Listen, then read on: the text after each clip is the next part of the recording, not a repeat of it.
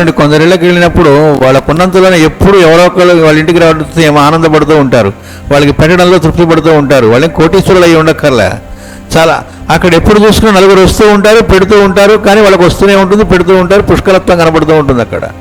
ఇంకోటి కోట్లు మూలుగుతూ ఉంటాయి అస్సలు. అంటే ఇక డబ్బుల గురించని కాదు, వాడు ఏమో పెడితే అయిపోతుందేమో అనే ఇదిలో ఉంటాడు. అక్కడ దానికి తగ్గట్టే ఏడిసినట్టుగానే ఉంటుంది. అది ఎలాగంటే మనకు వస్తూ ఉంటే మనం ఇస్తూ ఉంటాం అని పొరపాటు పడడం, ఇస్తూ ఉంటే వస్తూ ఉంటుంది, అసలు రహస్యం అది. ఇటు నుంచి ఇటు ఇది తెలియడం చాలా కష్టం, కానీ ఒకసారి మనకి అలవాటు అయితే మనకు తెలుస్తుంది. అలా ఇస్తూ ఉంటే అది వస్తూ ఉంటుంది, తరగదు, ఆ వచ్చే తరగడం ఉండదు.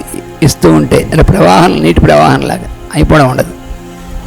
అలా కాకుండా మనకు అన్నీ వస్తూ ఉంటే ఇద్దాం అనుకున్నట్టు స్టాప్ అయిపోతుంది. వస్తూ ఉంటే ఇస్తూ ఉంటాం, కరెక్ట్ కాదు. ఇస్తూ ఉంటే వస్తూ ఉంటుంది, ఇది గుర్తుపెట్టుకోవాలి. ఇవన్నీ శాశ్వత సత్యాలు ఇవి. రామకృష్ణ పరమహంస వారు చెబుతారు, నది పారుతూ ఉంటే చక్కగా బాగుంటుందిట, దాన్ని మనం ఆపేసామనుకోండి స్టాగ్నేట్ అయి కంపు కొడుతుంది. అట్లాగే వస్తూ ఉన్నదాన్ని, డబ్బుని అలా నలుగురికి సద్వినియోగం చేయటం. అలా చేయకుండా ఆయన తమాషగా చెబుతారు, పిడికిలు ఇలా బిగించినట్టు ఇలా బిగించాట, అంటే ఎవరికి పెట్టకుండా. అప్పుడు స్వామి ఏం చేస్తాట, ఇక్కడ పట్టుకొని ఇట్లా ఒలిపిస్తాట. అంటే పెళ్ళాంకి క్యాన్సర్, అప్పుడు డాక్టర్కి 10 లక్షలు 25 లక్షలు, అప్పుడు ఏడుస్తూ ఇవ్వాల్సి వస్తుంది ఇంకోటికి, ఆ పరిస్థితి వస్తుంది అన్నాడు.